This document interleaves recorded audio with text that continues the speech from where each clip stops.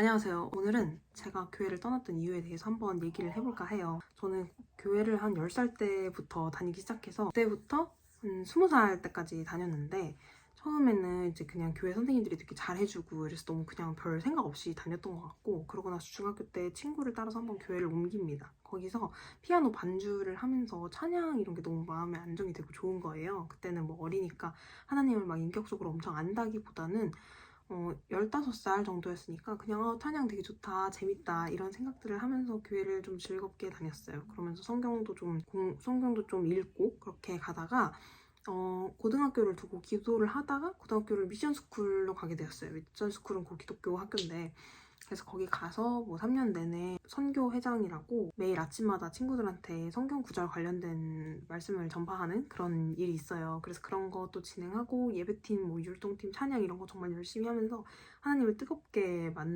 만납니다.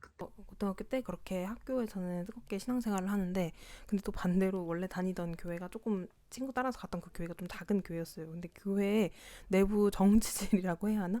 그거를 어린 나이에 목격을 하면서 제가 정말 좋아하던 목사님이랑 담임 목사님이 이제 틀어지는 걸 보면서 근데 교회에서 왜 이렇게 정치질을 하지? 그때는 정치질이라는 단어도 잘 몰랐지만 그래서 좀 교회에 실망해서 다시 부모님 다니던 조금 큰 교회로 다시 옮기게 되었습니다. 근데 그때 옮기고 나서 제가 원래 반주를 할 수 있었으니까 엄마가 지금 생각해보면 엄마 욕심으로 시키시긴 했지만 그때 그 큰 교회에도 장애인 예배부가 있어요. 그래서 이제 좀 장애인 친구들이 랑 예배를 드리는데 거기에 반주자가 없어가지고 이제 엄마가 저를 시킨 거죠. 제가 반주를 할 수 있다고. 그래서 제가 그때가 고등학교 3학년이었는데 되게 신앙심이나 이런 것도 제가 그때 생각하기엔 좋았어요. 막 매일매일 그래도 큐티하고 말씀 묵상하고 찬양도 뭐 듣고 기도도 많이 하고 뭐 그랬었는데 근데 그 장애인 예배부를 막 반주를 하는데 거기 계신 어른분들이 저한테 고등학교 3학년인데 공부 안 하냐, 대학교 안 갈 거냐, 뭐 이런 비슷한 말들을 하셨던 것 같아요. 정확한 워딩이 기억이 나진 않지만, 근데 그 말들을 들으면서 이제 고등학교 3학년인 저는 기분이 나쁩니다. 왜냐면은, 근데 나도 공부나 이런 거를 뭐 중요하지 않게 생각하는 건 아닌데 그걸 감안하고 사역을 하는 건데 왜 이런 얘기를 들어야 되지? 이렇게까지 하면서 굳이 사역을 해야 될까? 이런 생각을 하면서 그냥 그럼 나도 그냥 고3인데 그만하지 뭐 하수 이제 그 반주 사역을 그만두게 됩니다. 지금 생각하면 좀 참 어린 마음이었지만요. 어쨌든 그렇게 그만두고 20살이 됩니다. 그래서 20살이 돼서 이번에는 또 그 교회에 좀 상처를 받았기 때문에 다른 교회로 또 옮겨요. 그래서 집에 가까운 교회로 가게 됐는데 거기서 좀 말씀을 나누고 셀 모임을 하는데 일단 너무너무 어색하지만 그냥 설교 말씀 들으면서 근데 약간 좀 그때부터는 의무감으로 가기 시작했어요. 왜냐면 20살에 대학교를 딱 갔는데 대학교 세상에 너무 화려한 것들이 많은 거지. 이제 내가 살고 있던 세상이 전부가 아니구나. 세상이 엄청 넓구나. 나는 무엇을 하고 살았는가 막 이런 생각을 하면서 막 세상이 추구하는 가치관과 눈이나 뭐 이런 게 엄청 높아지기 시작했어요. 그리고 당장에 대학생이 됐는데 대학생 되면 돈이 없잖아요. 그럼 막 알바도 해야 되는데 일요일에 주일에 학교 선생님을 해라, 주일 학교 선생님을 해라, 지부 선생님을 해라 약간 이런 것들이 오기 시작하거든요. 어쨌든 교회도 계속 굴러는 가야 되는데 인력이 부족하고 그러면은 청년, 이 대학교 여기가 가장 좀 유력하거든요. 그러면은 이제 그걸 시키는 거죠. 근데 제가 그 당시에 좀 내 내적으로도 안정되지가 못했고 나도 어떻게 살아야 될지 모르겠고 너무 혼란스러운데 그 가운데에서 교회에서 이렇게 압박이 이제 슬슬 좀 이렇게 일을 해보는 게 어떻냐 제안들을 하기 시작합니다. 근데 그게 전 너무 부담스러웠어요. 나 아무 말나 건사하지 못하는데 내가 누구를 가르치고 난 뭐 아이들 좋아하지도 않는데 그때는 그런 생각을 했습니다. 이제 그러다가 20살 이제 1학기에 근데 좀 막 주변에 무례하다고 느껴지는 케이스들이 막 엄청 많았어요. 대학교를 들어가니까 뭐 각종 평가들부터 뭐 줄 세우기 뭐 아주 난리가 나기 시작을 해요. 그리고 뭐 내가 그동안 본 적 없는 다양한 인간군상들을 보면서 어떻게 인간이 이렇게 좀 당황스럽고 많은 무례한 사람들이 있는가에 대해서 이제 좀 어린 양이었던 저는 다소 충격을 받습니다. 이제 그리고 좀 영향을 받고 상처를 받았죠. 20살이니까.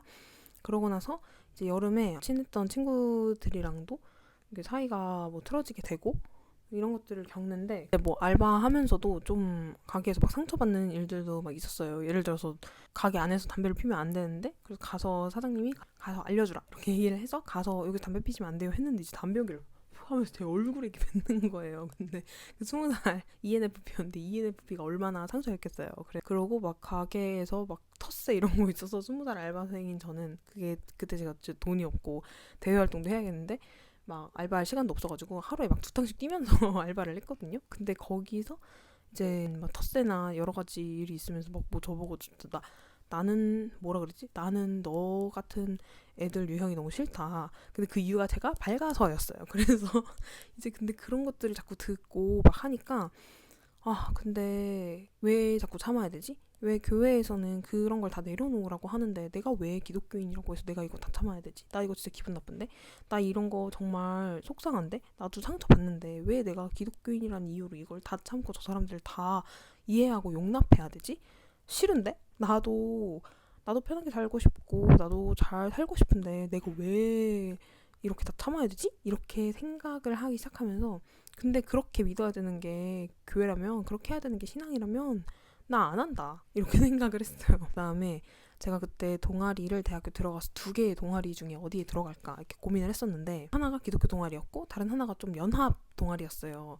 근데 연합 동아리랑 그 기독교 동아리랑 일정이 겹쳤어요. 근데 20살이니까 아직 세상의 눈으로 이렇게 보이는 것들을 보게 되잖아요. 근데 이 내가 원하는 만큼 뭔가 신앙적인 고민이나 이런 대화도 잘 안 되고 고등학교 때 했던 신앙적인 대화를 나눌 친구들은 이제 대학이나 이런 상황이 다 달라져서 각기 막 흩어지고 고민을 얘기할 데도 없으니까 나 혼자 그냥 깊은 나눔도 뭐 고민도 해결되는 데가 아무 데도 없어요. 교회를 가도 얘기할 수 있는 상황이 아니 뭔가 그런 유대감이 잘 안 쌓였는데 업무를 자꾸 주고 주변 친구들은 그런 상황이 안 맞고 그런 기독교 동아리를 한다고 해서 내 갈증이 해소가 되지는 않고 이런 막 풀리지 않는 의문들이 있으면서 그러다가 그 2 동아리 중에 뭔가 기독교이니까 제가 계속 보살피고 살피고 해야 된다는 그런 압박감에 너무 그게 싫더라고요. 뭔가 나도 지금 혼란스럽고 힘든데 내가 왜 계속 이렇게 희생을 하면서 살아야 되지? 이런 생각이 들면서 이제 그때부터 교회를 안 나가기 시작합니다.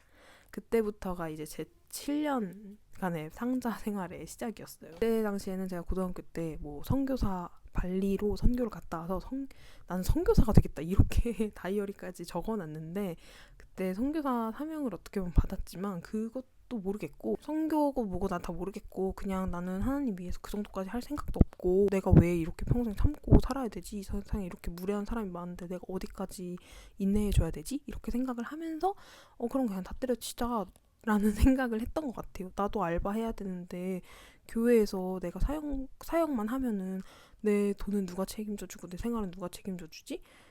너무 이건 현실을 모르고 자꾸 그렇게 얘기하는 것 같다. 왜 이렇게 압박하고 강요하지? 이렇게 생각을 하면서 교회를 떠나게 되었습니다. 그리고 나서 제 7년의 상사의 생활이 어땠는지에 대해서 얘기를 해야겠죠?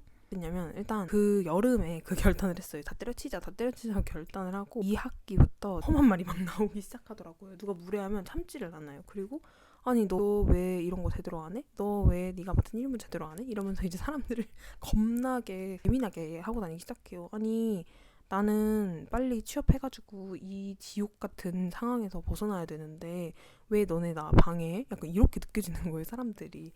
그러니까 사랑을 잃어버렸죠. 사랑을 잃어버리고 사람들의 그 무례함에 너무 지쳤어요. 무례함과 자꾸 요구하는 거 이걸 들어줘야 된다는 그 생각에 막 지쳐서 그래서 이제 진짜 막 앞만 보이는 이런 막 망아지 마냥 진짜 이러면서 이러면서 댕긴 거예요. 이러면서 성취를 세상적 성취로 보자면 뭐 했을까? 많이 했을까?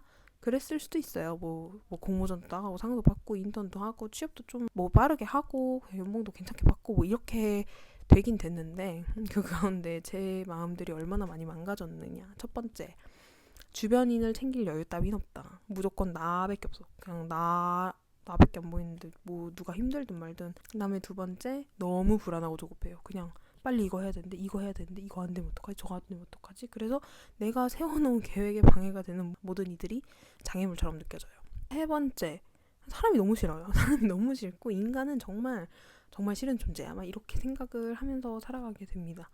그렇게 탕자의 생활을 겪고 하면서 여러 가지 사건이 많았는데 근데 이 모든 게 제 철저한 오해였더라고요. 하나님에 대해 철저히 오해했기 때문에 발생한 사건이었더라고요. 정말 그게 대반전이었습니다. 그래서 일단 하나님한테 한번 사죄 기도 드리고 그리고 나서 저는 제 꿈은 목사입니다. 과연 왜 목사가 되게 되었는지에 대해서는 다음 시간에 계속 풀어드릴게요.